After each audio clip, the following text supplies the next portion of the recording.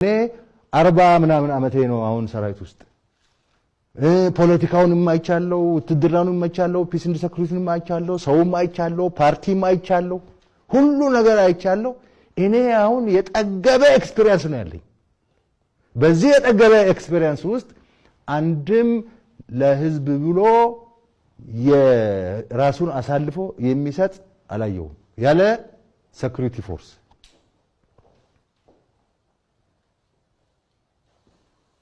አንዳንድ ቁርጠኛ እውነት የመሰለው ፖለቲከኛ ሊኖር ይችላል ግን አብዛኛው አጭበርባሪ ሌባ በህዝብ ስም የሚነግድ ነው ኢህአዴግ የነበረ አይተናል አሁን ብልጽግና ውስጥ የነበሩ የወጡ የታሰሩ አይተናል ቀደም ሲል የነበሩ የፖለቲካ ፓርቲዎች አይተናል ኢህአዴግን አይተናል ደርግ ውስጥ የነበሩ ሰዎች አይተናል ህወሓት ውስጥ የነበሩ ሰዎች አይተናል ውሸታም ነው ሁሉ የምድር ፖለቲከኛ ነኝ የሚል ውሸታም ነው